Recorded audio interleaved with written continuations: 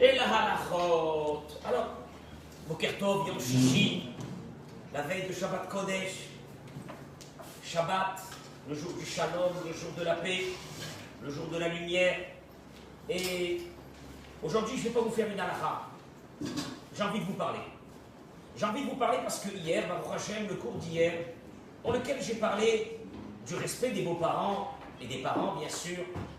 Et c'est vrai que, simplement, naturellement, un rééquilibrage s'impose. Un rééquilibrage de la Torah. Pas un rééquilibrage de moi, mais de la Torah. Il s'est passé une chose. C'est qu'il y a une femme. Elle a donné sa vie pour un fils. Elle a élevé. Elle a fait grandir. Elle fait grandir une famille. C'est sa famille. Elle s'est battue pour faire grandir cette famille. Pour donner des valeurs à ses garçons et à ses filles. Et elle a un rêve qui est normal, d'avoir toujours sa famille avec elle, d'avoir toujours ses enfants avec elle, et ses petits-enfants avec elle, c'est normal, c'est pas mauvais, c'est pas méchant, c'est naturel, c'est normal. Mais voilà que Dieu a décidé autrement. Et vous ne l'avez pas remarqué, mais il y a un passouk, un verset de la Torah qui est déterminant, qui s'appelle, dans Bereshit, Alken Yaazov ish et aviv ve'imo. C'est pour cela que l'homme va quitter, le garçon va quitter, vous entendez, maman? Le garçon va te quitter, à toi et à ton mari, aviv ve'imo, son père et sa mère, vedavak beishto, il va s'unir avec sa femme, ve'hayu les basarecha, et ils deviendront une seule chair. Tu crois que c'est simplement un joli verset? Ce verset, c'est Dieu qui a fixé, écoute-moi bien, c'est Hachem qui a fixé des réalités dans le monde et tu ne peux pas les changer. Et si tu veux les changer, tu n'y pourras pas, c'est pas possible. Un jour, une femme, une jeune femme va arriver et elle va prendre ton fils et elle va partir avec lui. Et déjà quand tu la vois arriver, toi, belle-mère, qui aime ton fils, t'es pas méchante, chas v'shalom, et que tu as un rêve dans ta vie, c'est que tes enfants soient autour de toi. Arrive une petite jeunette, et elle va prendre ton fils que tu as tellement investi dedans. Et mieux que ça, la Torah va exiger de ce fils qu'à partir d'aujourd'hui, écoutez-moi bien, ça fait mal, la femme la plus importante ne sera plus toi, maman, mais ça sera son épouse. Et mieux que ça, Dieu a mis, et ça fait partie de ce qu'on appelle le fondamental du Shlom Bayit. Un homme doit donner, écoutez-moi bien ce que je vous dis, celui qui n'a pas fait ça, il n'a pas eu de Shlom Bayit dans sa maison. Un homme doit donner à son épouse le sentiment réel qu'elle est la femme la plus importante de sa vie. Mon Dieu, c'était sa maman jusqu'à aujourd'hui. Mais mieux que ça, et si un homme donne l'importance première, je pèse mes mots parce que je sais que c'est un sujet douloureux, pas délicat, parce que moi le mot délicat ne veut rien dire, douloureux. Et l'homme, si l'homme donne à sa maman, alors qu'il est marié, l'importance plus grande que sa femme, cet homme-là a failli à son devoir de mari. Et ça, c'est marqué dans la Torah. Il a failli à son devoir de mari. Une femme, Dieu lui a mis à une femme à l'intérieur d'elle cette puissance qui est, elle ne veut son mari que pour elle seule. Vous avez compris? Et une femme qui ne veut pas son mari pour elle seule, elle a un très gros problème. Une femme, elle ne vit qu'à travers son mari, et son mari, c'est la chose la plus importante, et elle doit voir dans les yeux de son mari le reflet qu'elle est elle est la plus importante. Et si, dans le reflet des yeux de son mari, ce n'est pas elle la plus importante, mais la maman, mais la maman du mari, cet homme-là n'a pas accompli son devoir et il n'a pas le shalom dans la maison et il n'a pas construit sa maison. À partir de là, écoutez-moi bien, à partir de là, le problème il est le suivant. C'est que si toi tu comprends que c'est ça ce qu'Hachem veut, qu'une femme elle vient, elle prend ton mari, elle l'amène vedavak beishto, il va s'unir à sa femme. Et alken ya'azov ish et aviv et imo. Et donc l'homme va quitter son père et sa mère. Ces mots n'ont pas été dits chez la fille. Et oui, tu sais pourquoi ils n'ont pas été dits chez la fille? Que la fille se mariera et elle quittera son père et sa mère. Parce que c'est pas vrai. Parce que la fille, qu'est-ce qu'elle fait elle? Elle amène son mari dans la maison de ses parents. Eh oui, donc ça veut dire que ma fille va m'amener mon beau-fils. Par contre, ma belle-fille va me prendre mon fils. Oui. Et c'est comme ça que Dieu l'a voulu. Et à partir de là, toi, tu veux te battre avec Dieu. Et tu dis non, c'est qui ça là qui va venir prendre mon fils? Mon fils, il restera toujours moi. Et puis il y a le respect des... Parce qu'on va jouer sur ça. Il y a le respect des parents. Le seul problème, c'est quoi? C'est que... Alors, à l'intérieur de cette menace, je vous ai annoncé le secret de la réussite. Si toi, tu prends ta belle-fille, je parle belle-mère, belle-maman, on est tous des beaux-parents.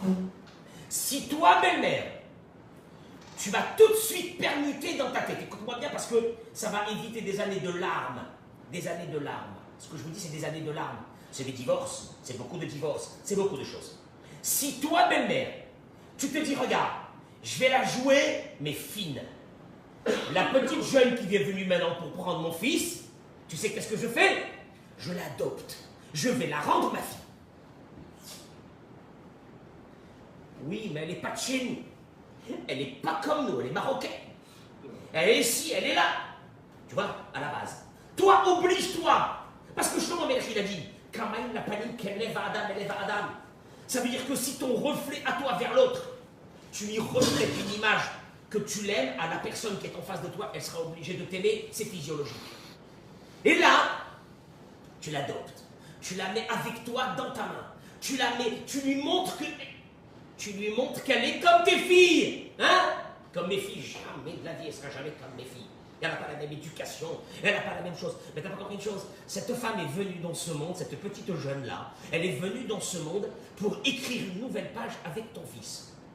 Une nouvelle page. Pas ta page, pas la continuité de ta page. Une nouvelle. Ah bon? Oui. Alors donc elle va éduquer mes petits-enfants d'une autre façon que ce que nous avons éduqués. Oui. Et à l'intérieur, chez elle, à sa maison, eh bien, elle va pas cuisiner à mon fils comme moi. Non. Et elle va pas être aussi propre et méticuleuse que nous. Oui. Comme ça. Et c'est comme ça. Et que tu le veuilles ou non, c'est ce que Hachem a décidé. C'est pas la société qui l'a décidé. C'est Boré Olam qui l'a décidé. Et toi, tu vas aller contre Boré Olam parce que tu veux te battre avec cette femme pour dire, je vais la faire plier. Je vais la faire plier, je vais lui montrer c'est qui le patron ici. Shalom. Tu sais qu'est-ce que tu causes? Vous savez qu'est-ce qu'on cause à cause de cela? Vous savez qu'est-ce qu'on cause? Parce qu'on veut garder sans le savoir. C'est pas méchant. On veut garder l'emprise de notre fils à travers ça. On veut le garder, il est à nous. C'est pas cette petite jeune qui prendra mon fils. Le problème, c'est que toi, tu as voulu garder ton fils.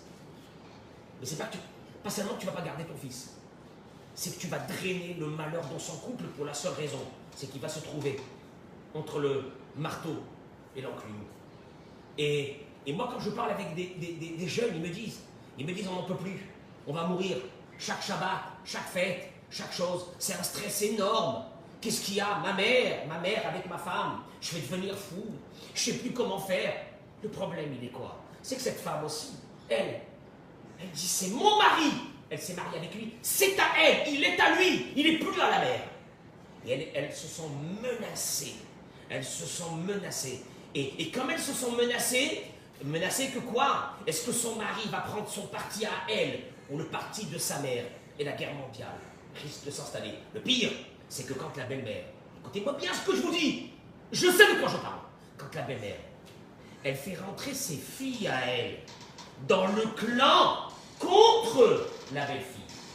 Alors là, je peux vous assurer, c'est que vous menacez le shlom bayit de votre fils.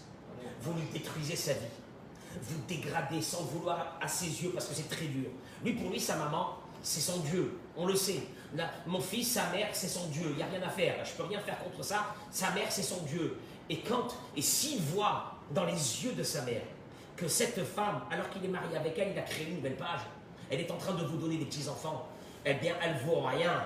Je ne l'aime pas. La preuve, c'est que je ne l'appelle pas. La preuve, c'est que je ne lui réponds pas au téléphone. La preuve, c'est que chaque fois que, de son côté, de cette jeune fille, de cette fille-là, je vois une marque vers la belle-mère, tu vois que la belle-mère, elle la rejette. Et qu'est-ce qui se passe? Et les belles filles autour. Et puis d'un seul coup, quand il y a une crise avec la belle-mère, les belles filles disparaissent. Qu'est-ce qu'il y a? Eh ben, elles ont pris. Ah ben, c'est normal qu'elles prennent position avec leur maman. La maman, pourquoi? Pourquoi il faut qu'elle prenne position? Mais plutôt qu'elle doit prendre position, qu'elle laisse la belle-mère s'arranger seule. Tu rentres dans une marloquette de Korach. Tu rentres dans une dispute, alors qu'Akadosh Baruch Hu, il a dit, toute la Torah n'était basée que sur une chose. Il n'y a pas Torah, il n'y a pas Torah. Laissez la Torah tomber. Il y a le shalom. Il y a le shalom avant la Torah. Laissez tomber la Torah. Il n'y a pas de religion. Laissez tomber la religion. Il y a le shalom. Toi, belle-mère, tu es plus intelligente. Tu as déjà vécu. Ta belle-fille, elle est un peu comme ça, un peu comme ça. Prends-la, tu sais quoi? Prends-la comme ta fille. Tu as bien une fille qui est des fois un peu tordue. Ça t'arrive bien d'avoir une fille qui a un caractère un peu dur. Hein? Que des fois ta fille, quand elle t'appelle la petite maman, mets-toi tes affaires, maman. Tu dis rien, hein, c'est ta fille. C'est normal, tu vas accepter. Prends-la comme ta fille. Prends-la comme ta fille. Et tu verras une chose. Parce que le but, c'est que tu as donné tellement d'années pour ton fils. Tu t'es tué pour lui.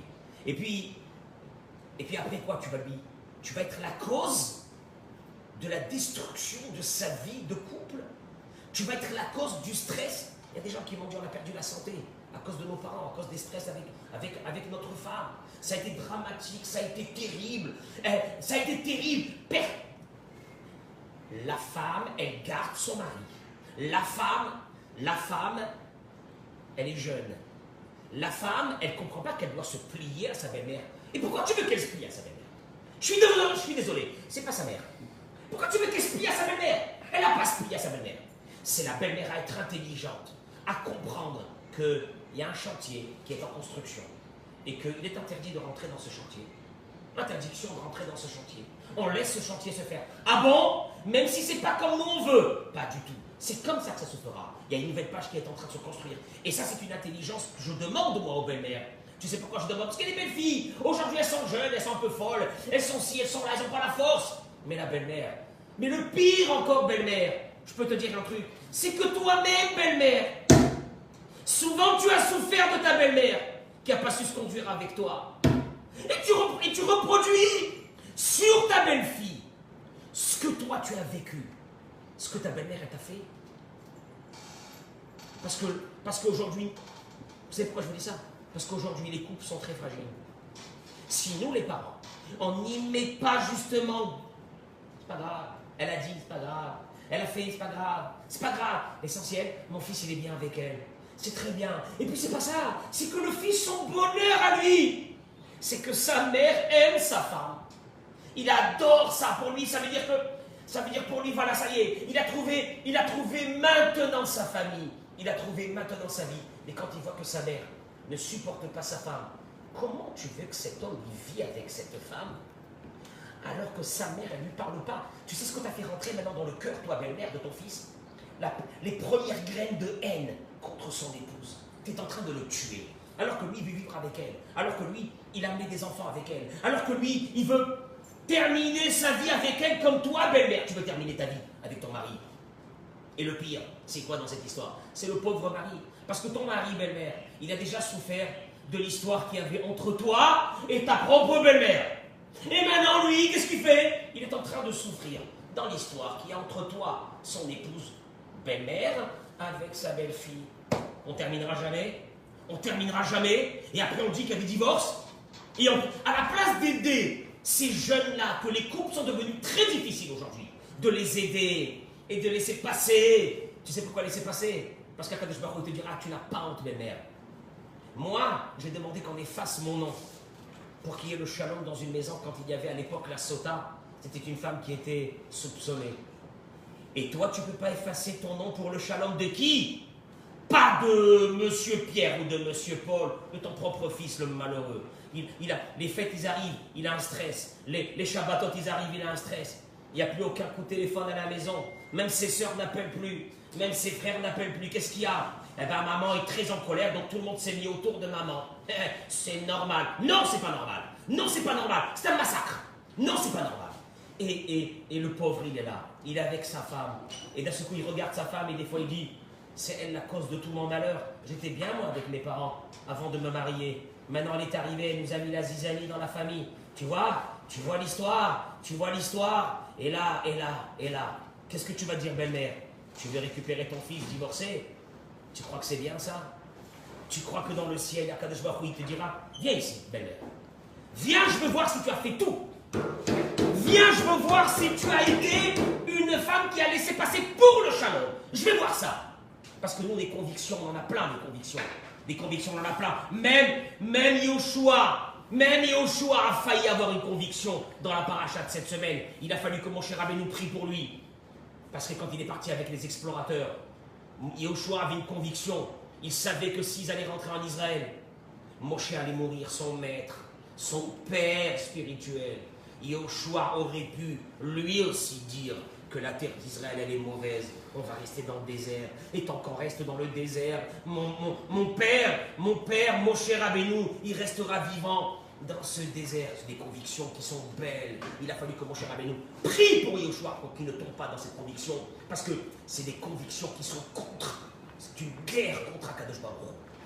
J'ai des convictions. Et la belle-mère a dit, j'ai des convictions. Elle a été mauvaise. Elle m'a manqué de respect. Je suis désolé.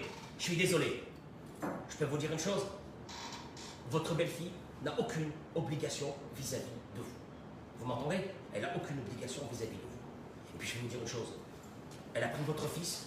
C'est comme ça. C'est la vie. Vous aussi, vous avez pris votre mari un jour. De sa mère. N'oubliez pas ça.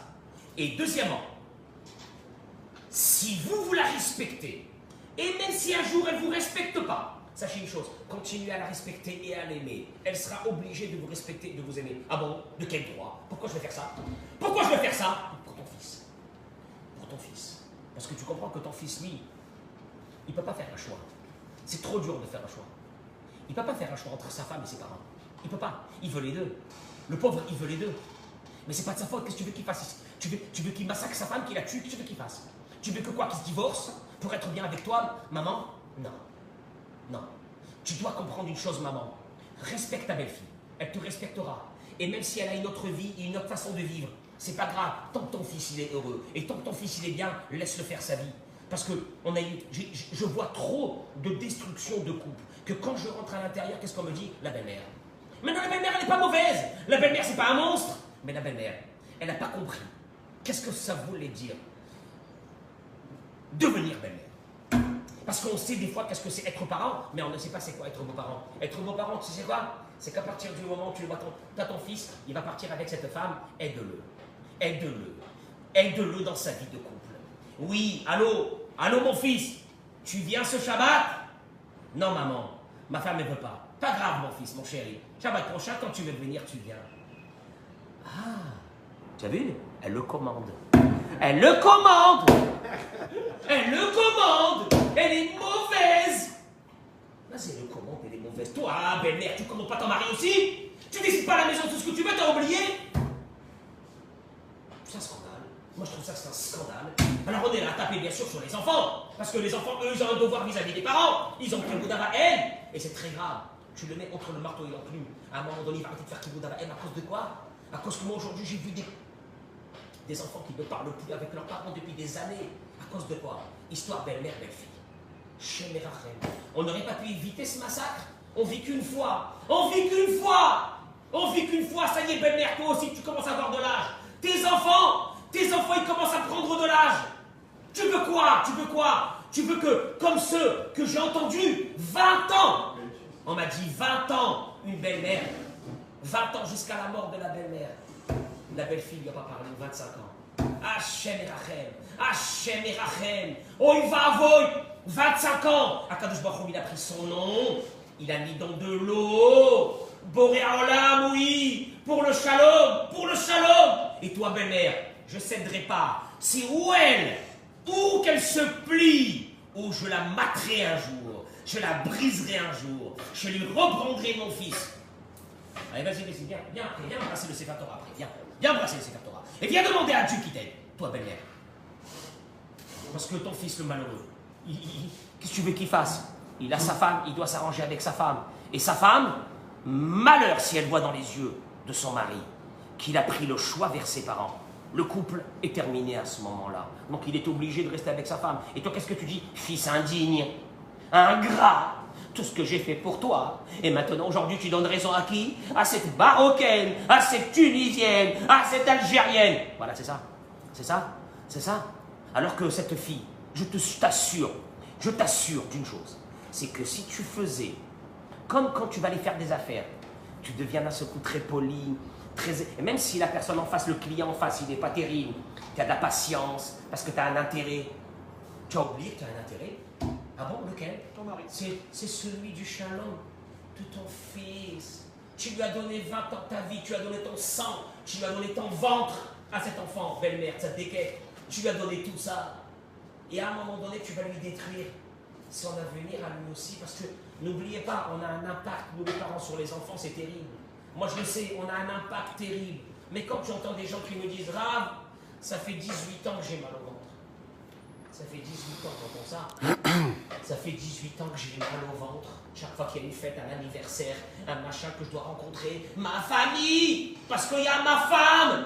Et je sais qu'il va y avoir du courant. Du courant, mais combien? 2500 volts qui vont traverser la salle. Chez le Rachem ou la maison, tu te dis. Encore une fois, les belles-mères sont des femmes comme toutes les femmes. Elles sont gentilles. Mais malheureusement, il y a un truc qui s'est passé, qu'elles n'arrivent pas à permuter dans cette situation que, ça y est, on a fait grandir notre fils. Lui, maintenant, il a une autre femme dans sa vie qui sera plus importante qu'elle. Oui! Et oui, et oui, et oui! Et c'est comme ça. Tu sais pourquoi? Ah bon? Oh, moi, je ne sais pas si c'est vrai ce qu'il dit le rabbin. Ah bon? Ben, toi aussi, un jour, tu as pris ton mari, et lui, il a laissé sa mère, et tu es devenue la femme la plus importante de sa vie. Ah ouais, ça oui, il avait intérêt, sinon je ne sais pas ce que je l'aurais fait. Ah! Et maintenant, vis-à-vis de ton fils, jamais de la vie, cette Marocaine, elle va me prendre mon fils. Mais ça, c'est des mots, je caricature un peu. Mais dans la tête, il nous passe toutes ces idées. Je ne sais même pas ce qu'il mange, hein, d'ailleurs. Il a maigri depuis qu'il s'est marié. Mais regarde, hein, mon fils, ta femme, elle ne te lave pas. Qu'est-ce qu'il a, le t-shirt, mon chéri? Comment ça se fait qu'il est pas... Marche pas là! Laisse-le tranquille! Il fait sa vie, il est heureux, il est content. Il est content. Qu'est-ce que tu as besoin? Tu ne seras plus... Écoute-moi bien, belle-mère, c'est dur de le dire parce que ma femme aussi, elle est belle-mère. Tu ne seras plus la femme la plus importante de ton fils. Et de là va commencer le shalom. Tu sais pourquoi? Parce que la Gemara dit que le shalom, il amène la longue vie. Le shalom, il amène que les maladies ne touchent pas la famille. Le shalom, il amène la bracha. Le shalom, il amène la parnassa. Le shalom, tout le shalom, tout. Il n'y a pas de religion. Laissez la religion tomber. Il n'y a pas de religion. Le shalom. Parce que le nom d'Akadosh Baruch Hu, c'est shalom. Parce qu'Akadosh Baruch Hu, il est prêt à tout pour le shalom. Parce qu'Akadosh Baruch Hu, il a dit ce que je veux dans le monde, c'est la paix. À plus forte raison dans les familles. Je vous remercie. Shabbat shalom.